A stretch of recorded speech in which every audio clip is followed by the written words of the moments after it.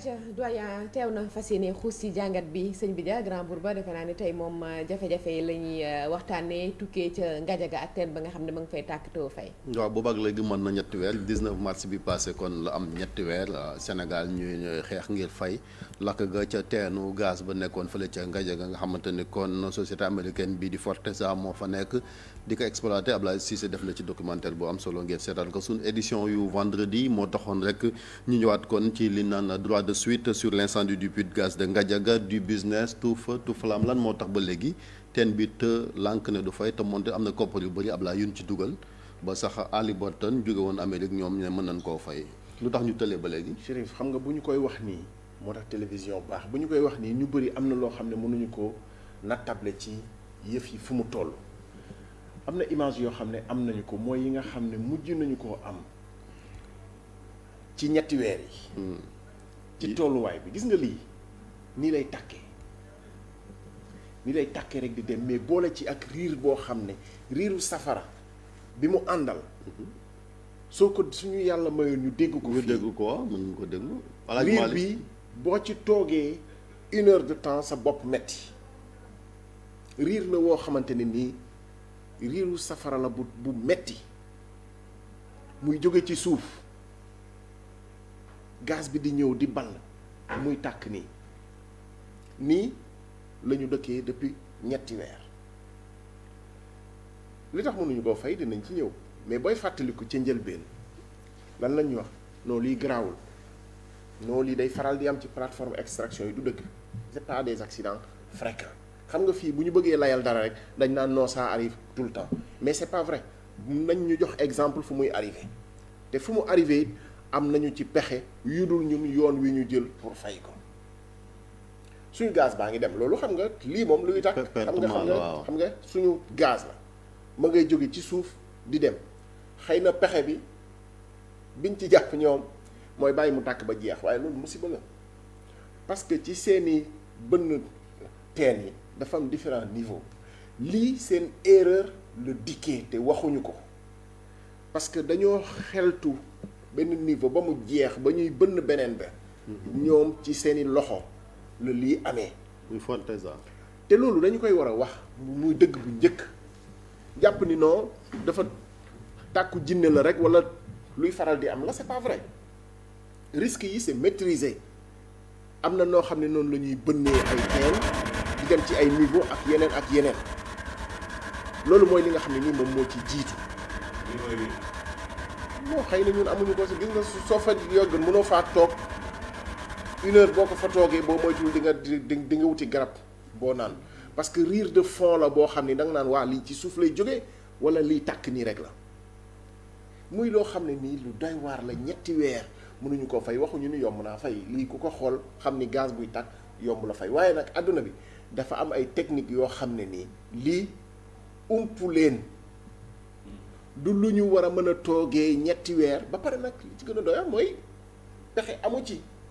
et puis il y avait plus de communication maanaam dañoo yaakaaroon ni sénégalais yi fàtte nañ parce que effectivement fii moom boo waxee lii ba jàll ci leneen fàtte nañu loolu leen gënaloon ñu fàtte muy tàkk ba jeex mais ña nga xam ne ñoo fay dund. mais tey jii perspective yi lan lañ ci xam maanaam wàllu perspective. tey jii lan lañ ci xam li ci njëkk mooy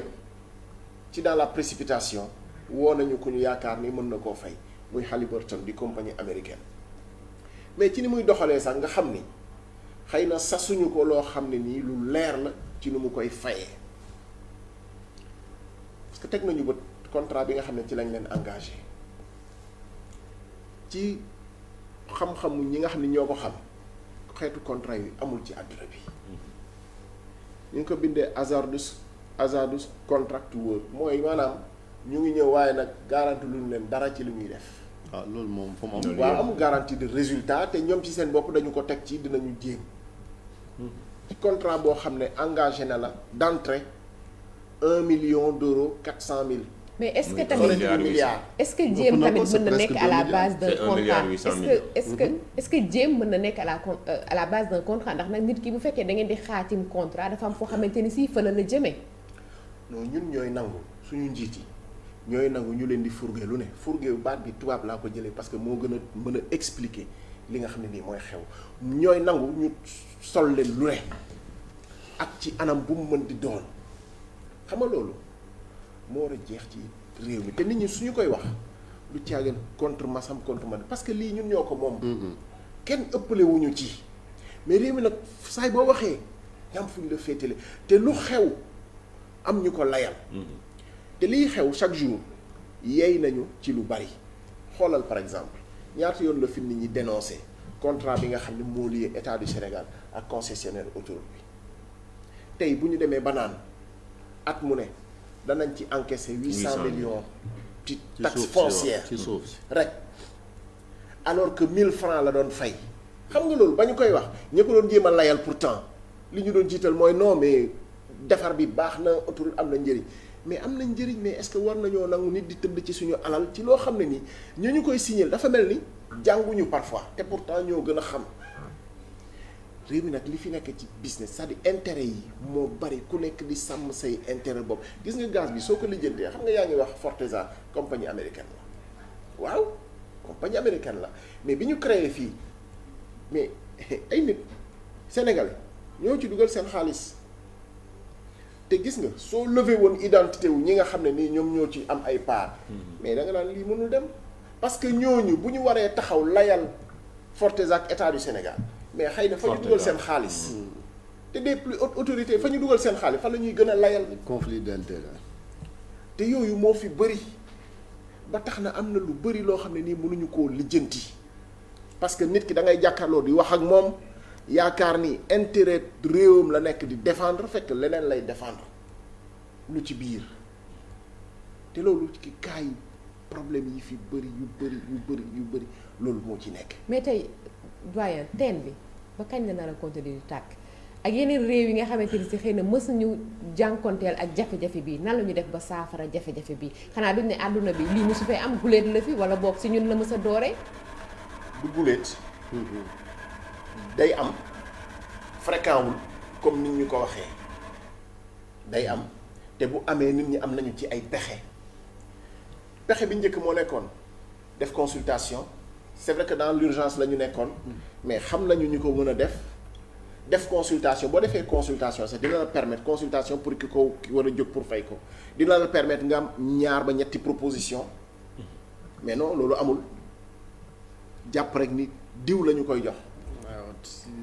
te am na yeneen proposition yu tegu ci table ministère du pétrole ci lu leer jéemuñu ci sax xool est-ce que comme ñee tële nañ parce que 3 weer a ngi nii ñu ngi dem mënuñu koo fay ba pare nag indil ñu matériel boo xam ne ba ñuy ñëw dafa mel ni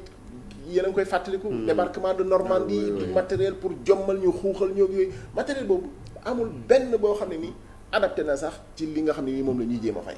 jëriñul dara. est-ce que aussi ça pose pas un problème par rapport à la durée du contrat ndax na nit ki boo ko jëlee ngir mu saafara la jafe-jafe nga gis ne 3 weer yooyu saafarawul war ngaa xëy na dellu ca contrat ba xool digal diir bi nga xamante ni si moom joxe noonu wala contrat à durée indéterminée la. contrat boo xam ne nii sasoo waay si obligation de résultat ci li nga xam ne nii moom lay wër nii rek la mën a mujjee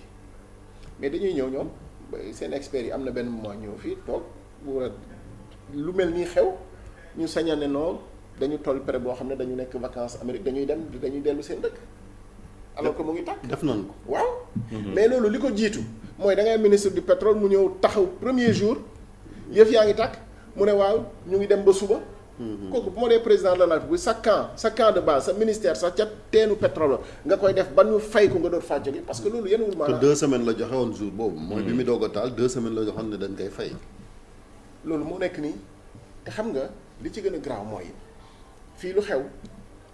lay ba la ñuy jéem a njëkk a wut ñu ngi fàttaliku bi mu tàkkee autorité wu ministère du pétrole ak Petrosen li nekkoon seen yitte eggaguñu woon ci taal eggaguñu woon ci teen ba. amaguñu woon ci information technique bi ñu wootee ci presse bi waxee seen yéene lenn rek la woon dalal xel yi yow lu mel nii su xewee xëy na nga sécuriser nit ñi moo ëpp solo communiquer pour dalal xel yi parce que xamagoo lan la njombe li mu mën a indi tey lii nii tàkk bi li ci gën a jaaxal experts yi nga xam ne nii am nañ ci tiitaange mooy ma ngay tàkk mais am na beneen image peut-être que amuñu ko suuf lay génnee. te te li ci ragal lu mooy suuf boobu di génn di commencer di remonter mën naa fatt parois yi nga xam ne nii gaz bi mën na cee jaar di yéeg su ko suuf bi fattee niveau de pression yi nga xam ne mooy nekk ci suuf loolu yàlla nañ ci yàlla musal xam nga pression bu butéel àttanul soxlawul ñu la wax la nu muy demee loolu yàlla nañ ci yàlla musal te loolu mu ngi tàmbali suuf mu ngi continuer léegi di génn ànd ak ndoxu gaz bi di génn ça veut dire que suuf boobu mu ngi remonter teen bi mu ngi ci 1700 mètres de profondeur bi moo ëppoon lu muy joxe ci juróomi teen yi nga xam ne Forteza am na ko te ñuy ci xelli gaz parce que am nañu fukki teen ak juróom yoo xam ne nii fukk ya presque joxeetul dara tëj nañu ko sax te booy dégg exploration gaz maa bëgg nga dem ba ci diiwaan ba xam nga booy dégg exploration mën nga foog ni ay installation yu garaaw la wala tëj nañu ko mais gis nga tête de puits yi dafa mel ni ci mbedd mi lu nekk rek. bouche à incendie. c'est-à-dire non c'est vrai voilà ku ne mën na faa yegg sax. ci toolu jàmbur yi la ñu ne. amul protection amul dara vraiment amul dara te loolu dafa doy waar ci ñu ne fii ñu ngi fiy génnee loo xam ne ni mën naa am lor. bu ñu ko jaaralul ci yoon yu ñu ko war a jaarale mën naa am lor gu rëy. askan wi fa yeewoo nag. parce que ñooñu moom toskare ñeel na leen gis nga Ngadiaga ak li ko wër ba Morolan ba boor boobu yëpp gaz bi ñaar fukki at ak ni mu ngi fay génn. xam nga Sénégal umpale woon nañu ni sax gaz mu ngi fiy génn bi liy amee sax la ñu bëri ndeke gaz mu ngi fiy génn depuis lors kon kenn waxuñu ko mais ñii gaz mu ngi fiy génn depuis plus de 20 ans mais boo gisee makkaani ki nga xam ne mooy génnee gaz bi Forteza fa nga xam ne fa lañ nekk soo ko gisee di nga xam ne ñii xëy na doo xalaat ñu defal askan wi dara seen place sax defaruñu ko far seen place su bopp xam nga léeg-léeg sa ngis entreprise mu defar fa mu nekk ba mu jekk ñu ne fàtte nañu mu nekk waaye ñoom seen bopp seen place boo fay dem daanaka angaar la rek tumuranke boo xamante ñooñu mënoo xalaat ñuy ruusal ba di defal ñeneen. est-ce que ce n'est pas fait à dessein amul ndox courant ci robinet pourtant ñii am nañu forage boo xam ne ñu ngay xelli léeg-léeg ñu mayee ndox tuuti ci benn robinet bu ñu génneel askan wi 3000 habitants. te du Ngadiaga rek li ko wër yëpp la. ana responsabilité sociétale d'entreprise bi ni wax ak rapport ITIE yi ni génn ne population yi dans le cadre du contenu local. war nañoo gis seen bopp oui ci li nga xamante ne mooy exploitation loolu concept yu bees la fii sax fii ci réew mi contenu local c'est très bien mais eggagul ci ñii gisuñu loolu xam nga lu tax gis nga teen bu fekkee ne da nga yor sa tool. ñu yaakaar ni fii war nañ fay forer gaz bi pour ñëw jël ko xam nga nu ñu leen di indemniser fii zone mango la ay toolu mango la. bu ñuy ñëw jël sa tool ci loo xam ne sañoo bañ parce que noonu la doxee mango bu ne fukki junni lañ lay indemniser fukki junni 50 000 francs. du par mètre carré. non du par mètre carré dañu lay compter ñaata mango fa nekk. suuf sa moom taxe foncière moom amul ci askan wa nga xam ne ñoom ñoo ko moom comme tool la dañuy compter ni toolu mango la mango bu ne fukki junni lañ lay jox ñoom xam nga ñaata la ñuy am ci mango bu nekk bu saison bu ubbee mango bu ne mën na laa jural gën kaa gàtt 500000. ci 8 mango yi ñi jël sa tool indemniser 50000 par mango yow boo yoroon sa tool at mu ne xam nga mango ba dana tóor ba nga def sa campagne nga am 500000. nombre de mango yi fa nekk bu nekk nga am 500 ñu dox 50000 te benn yoon la xam nga nañ leen mujj convertir nekkoon ay propriétaires yor seeni tool yu mag finalement salarié poste gardien lañ leen def ku ñu jël sa tool poste gardien lañ lay offrir boo dee mag ñu ne la seetal ci sa doom ku mën a nekk di la fay lu néew mais loolu est-ce que mën naa nekk ci réew mi kilifa yi nga xam ne nii ñoom ñoo ko yor di ko seetaan xam nga am na yoo xam ne néeg la. mais Ablaye li nga wax nii dafa mel ni scandale la ci jamono ji nga xam te ni vraiment loolu du ñu taxaw si. am na yenn yoo xam ne di ko seetaan sa askan di ko dund. néeg la parce que ñii li ñuy dund warul xew ci réew moo xam ne nee nañu am nañu ñu leen taxawal muy préfet. muy ministre muy président de la république. am na yoo xam ne mën nañoo njort ni yëgu ko bu ko yëgee war na koo saafara. parce que loolu kenn warul nangu lu mel noonu di xew. en fait li tubaab naan ça dépasse l'entendement. mais lii bu ñu ko waxul ñun tey ñu gëm ñu wala ñu dem fa ñu gis yow ni yaa dëgg ngi fa woon semaine la passée duñ la gëm te ñooñu dañuy dem ba du ñu am fu ñu jooytoo c'est-à-dire ñu def ni c'est normal te loolu moo garaaw ci réew mi banaliser lu mel nii. parce que looloo xew ci wàllu suuf si tamit boo dee xool am waa forum civil ñu ngi ñaawlu ci lu tolloog 20 000 hectares yoo xamante ni jox nañ ko ay étranger xam nga loolu boo ko dajalee lii dafay mel ni scandale yoo xamante ni réew mi. Modou Fall 20 000 hectares mooy ñaari yoon ak genn wàllu ville de Dakar est-ce que nit war naa mën a bàkkoo am naa tool bu toll ak ñaari yoon ak Ndakaaru ñaari yoon Dakar ak genn wàll Dakar ville de Dakar 8300 hectares la Dakar yow xoolal sa bët fi mu toll ci Dakar nga ne tool ba but bu but Dakar 20 000 hectares loolu la déclassé ko ci réserve boo xam ne c'est protégé na nga ay nit di fa dund nga joxe ko soo ko joxee dafa mel ni joxe nga diwaan ya nekk ci biir te lijjanti woo ñoom nu ñuy def. ci fanaay la. loolu moo nekk Njayel non fanaay la woon projet bi fanaay la woon sooy fàttali. waa fanaay xeex. seen huile seen éthanol projet boobu fanaay la woon. askan wa bañ ko. fanaay ca fële. fanaay askan wi bañ ko ba ñaari nit dee ci. président Ablaye Wade xoolal bu baax président Ablaye Wade la woon jamonoy Ablaye Wade la woon Ablaye Wade joxe 20 000 hectares yi waa fanaay bañ ba xeexoo am ci seen diggante ak gendarme yi ñaari nit dee ci. Premier ministre Souleymane Ndéné Ndiaye 28 octobre 2011 sorti conseil des ministres mu suspendre projet bi ci ndigalu président de la république ñu nekk ci campagne élection présidentielle deuxième tour 5 jours moo des élection présidentielle bi taarix bi lenn lu gàtt la Abdoulaye Wade nekk ci campagne nekk ci hélicoptère ne waa bayal fii lan la ñu ne ko fii réserve la mu ne kon nañu lijjanti ci affaire bële mu xàll foofu ci Njayel 20 000 hectares décret. en plein décret campagne. entre les deux tours. c'est-à-dire que ana urgence su. décret pour joxe 20 000 hectares ci suñu suuf boo xam ne ñun ñoo ko moom. amul urgence entre les deux tours te ku ne xamoon na Ablaye Wade sañoon naa njortu nit na ñàkk élection yi. mu profitoo taf-taf signé décret entre les deux 5 jours après la ñàkk nguur gi moom président Abdoulaye Wade. xam nga loolu déjà tey na xel. président Macky Sall ñëw le 12 avril 2012 muy door a falu moom moo waxal boppam on attribue 20 000 hectares dans des conditions nébuleuses. annulé décret Ablaye Wade moom président Macky Sall 12 avril. waaye ñeenti weer lañ ci teg exactement le 6 août moom président Macky Sall weddi boppam signé waat décret joxe waat 20 000 hectares yi te ba léegi askan woowu loolu lay dund. du loolu ñu ngi ko doon Franck Timis loo xamante ni ni. suuf sa nag li ci gën a doy waar. Franck Timis li ci ñu gën ngi a ko doy waar doon mooy ci pétrole ak affaire mooy Aliou Sall. ña ko yor defuñu ci la nga xam ne moom la ñu waxoon parce que dañu bëggoon bay ay tournesol pour ne di huile la mais tournesol bi en réalité pour defoon ay biocarburant la. pour yóbbu ko Italie biocarburant mooy war a remplacer diesel bi defuñu ko fukki at ñanga ci suuf si nag li ci gën a doy waar mooy ñañu ko jox moomatuñu ko jaayante nañu ko seen biir ba tey ma nga ci ay loxo yoo xam ne ci ay paradis fiscaux la ñu làqatu. France daal di xiddeen. mais loolu doy na waar la réew mii. loolu dañ ci war a taxaw waaw mënuñuy di toog wax tout le temps yëguñu wala xamuñu li nit ñi di dund mais dafa metti te ñooñu amuñu ku leen waxal amuñu fu ñu jooytoo. président de la république gis nga moom la ñu fal bu nangoo ay nit yu mu jox ay responsabilité di def lu leen neex di ko yàqal parce que ay intérêt la ñuy préserver mu jëntal gi moom la fii li fi nekk ci scandale te ay nit di ko def ci maatay wala ci am naa ndëgërlaay moo war a jeex. ayca suuf sa moom askan wi nee nañ dara dafa meññ de.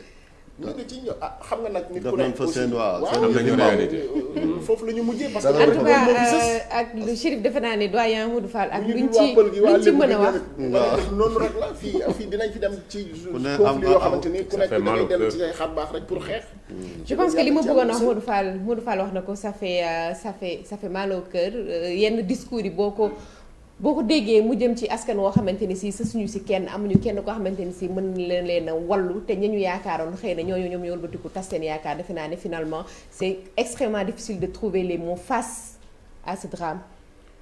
de Gis nga certaines ñooñu, populations. après loolu leen mën na wax ci émergence c'est dérisoire te dérisoire dañ ko gëm. ñooñu dunduñu émergence ndox muy ball ci robinet amuñu ko gox yooyu def nañ ay fiilu courant romb amuñu ñoom lampe buy tàkk doy na waar. ndox muy balangaan on est aux confins du lac de Guiers. Lac de Guiers bi nga xam mooy nandal Sénégal doy na waar doyen mu ngi noonu defe naa ne gëstu tey bi moom Diop yónnee nañu ko démb waaw gëstu defe naa ne jàngatu tey bi moom doy na waar torop jafe-jafe yoo xam ne askan wi dañu koy dund teen buy tàkk te fay ndox moo naan jafe la courant kenn waxatu ko yenn saa yi sa njàng doomu yàqu sa nekkin jafe ci ñoo xam ne dañuy ñëw daan la jaay la doole mënoo ci dara defe naa ne kon indépendance googu bu ñu koy wax nee nañ am nañ ko juróom fukki at wala juróom fukki at ak lu ëpp am nañu ko yenn saa yi dañ ci dute mu ngi noonu mu nekkoon jàngatu doyen Abdoulaye Cissé doyen merci beaucoup léegi on enchaîne avec l'invité.